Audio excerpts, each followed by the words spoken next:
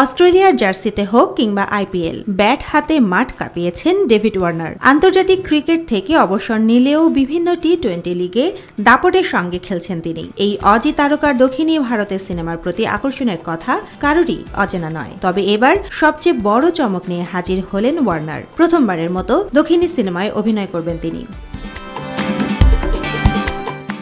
মাঝে গুঞ্জন উঠেছিল পুষ্পা সিনেমায় দ্বিতীয় কিস্তিতে দেখা যেতে পারে তাকে, কিন্তু শেষ পর্যন্ত পুষ্পাতে দেখা না গেলেও সম্প্রতি প্রকাশে এসেছে ওয়ার্নারের সিনেমায় অভিষেকের খবর। রবিনহুড সিনেমা দিয়ে অভিষেক হতে যাচ্ছে এই ক্রিকেটারের।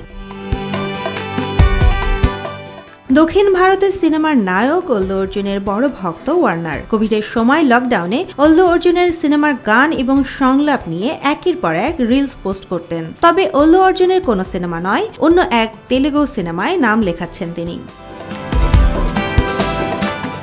তেলেগু ভাষায় এই সিনেমায় প্রধান চরিত্রে অভিনয় করবেন তেলেগু হিরো নিতিন। ওয়ার্নারের অভিনয় করার খবর নিশ্চিত করেছেন সিনেমার প্রযোজক রবি শঙ্কর। ইকোনমিক টাইমস সহ ভারতের বেশ কয়েকটি সংবাদ মাধ্যম জানিয়েছে ওয়ার্নারের চরিত্রটি হতে যাচ্ছে কেমিও। এজন্য তিনি প্রতিদিন নেবেন 1 কোটি রুপি।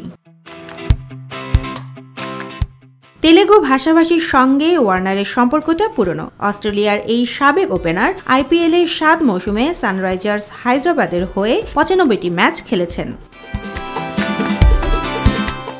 হায়দ্রাবাদের একমাত্র আইপিএল শিরোপা এসেছে এই ওয়ার্নারের হাত ধরে। এখন দল পরিবর্তন করলেও তিনি অনেকটা হায়দ্রাবাদেরই ঘরের ছেলে। ওয়ার্নার সেখানে এতটাই জনপ্রিয় যে নানা বিজ্ঞাপনে তাকে দেখা যায়। তেলেগু নির্মাতা এস রাজমৌলির সঙ্গে বিজ্ঞাপনেও অভিনয় করেছেন তিনি। তার এই খ্যাতি কাজে লাগাতে চাইছে সিনেমাটির প্রযোজনা প্রতিষ্ঠান।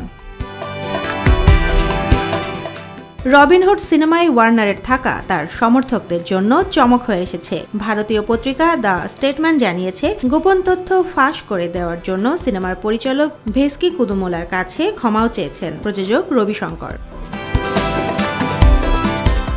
রবিনহুড সিনেমাটি গত বছরের ডিসেম্বরে মুক্তি পাওয়ার কথা ছিল। সিনেমাটির নতুন মুক্তির তারিখ ঠিক করা হয়েছে 28 March. Desk report, Deshkal news.